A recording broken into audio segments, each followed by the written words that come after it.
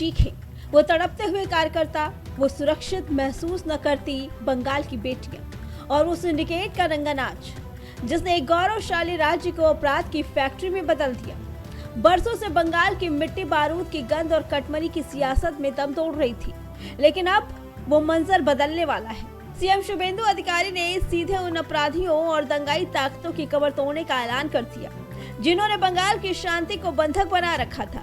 अब jail bell का पुराना खेल नहीं चलेगा, क्योंकि आने वाला है एंटी सोशल एक्टिविटी बिल जो अपराधियों के लिए काल साबित होगा। ये कानून केवल कागज का टुकड़ा नहीं, बल्कि बंगाल की बदहाल कानून व्यवस्था पर सर्जिकल स्ट्राइक है। अब तक अपराधी अपराध करते थे, पुलिस पकड़ती थी और 24 घंटे में वे बेल पाकर बाहर आ जाते थे।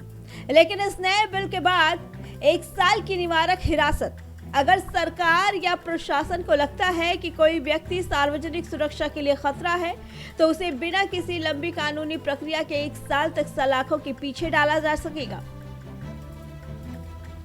सलाहकार बोर्ड की निगरानी। इसमें एक विशेष सलाहकार बोर्ड होगा जिसके अध्यक्ष कलकत्ता हाईकोर्ट के वर्तमान या पूर्व न्यायाधीश होंगे, ताकि प्रक्रिया पारदर्शी रहे लेकिन अपराधियों को बचने का मौका न मिले। संपत्ति की कुर्की और नीलामी, ये सबसे कड़ा प्रहार है। अगर अपराध साबित हुआ तो अपराधी की संपत्ति जब्त कर ली जाएगी और उसे नीलाम करके उस पैसे को जनहित के कार्यों में लगाया जाएगा। यानी अपराध से कमाई का पूरा सिस्टम ही ध्वस्त हो जाएगा। बंगाल की त्रासदी ये रही है कि वहाँ क्राइम ही इंडस्ट्री बन चुका है। सिंडिकेट राज ने आम आदमी के लिए जीना दुश्वार कर दिया था। सिंडिकेट और क्लब कल्चर का अंत। पुलिस और टीएमसी के कार्यकर्ताओं के बीच की रेखा मिट चुकी है।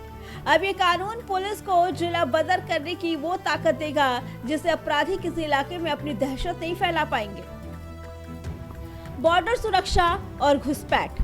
बांग्लादेश के सीमा से सटे इलाकों में होने वाली घुसपैठ और उसके जरिए पनपने वाले अपराधों पर यह कानून नकेल कसेगा। घुसपैठियों के जरिए टोलाबाजी और दंगों का जो खेल चल रहा था, अब वो हमेशा के लिए बंद होगा। महिला सुरक्षा और राजनीतिक हिंसा। प्रीपोल से लेकर पोस्ट पोल तक जो हिंसा बंगाल की पहचान बन गई थी, अब उसका अंत निश्चित है। तर्क सीधा है, जहां डर होगा वहां निवेश नहीं आएगा। जब तक गुंडागर्दी खत्म नहीं होगी, तब तक नंदीग्राम, सिंगूर जैसे कांड होते रहेंगे और बंगाल की प्रतिभाएं पलायन करती रहेंगी।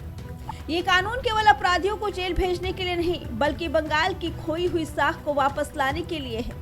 जब लॉ एंड ऑर्डर टाइट होगा तो बाहर के निवेशक बंगाल का रुख करेंगे। जब निवेश आएगा तो रोजगार के अवसर पैदा होंगे और जब युवाओं के हाथ में काम होगा तो वे अपराध के रास्ते पर नहीं, तरक्की के रास्ते पर चलेंगे। बंगाल के उन गलियारों में जहां कभी खौफ का साया था, अब कानून का डर होगा। सीएम शुभेंदु अधिकारी की ये पहल उन तमाम ताकतों के लिए चेतावनी है जो सोचते थे कि बंगाल में सब चलता है। अब कुछ नहीं चलेगा, सिर्फ और सिर्फ कानून का राज चलेगा। अपराधी कान खोलकर सुन ले, ये नया बंगाल है। यहाँ अब आपकी जगह जेल की सलाखों के पीछे है, समाज के बीच नहीं। क्या आपको लगता है कि प्रशासन को इस कानून के साथ पुलिस सुधारों पर भी और जोर देने की जरूरत है ताकि व्यवस्था और भी पारदर्शी बन सके? हमें कमेंट में जरूर बताइए। Bureau report, prime TV.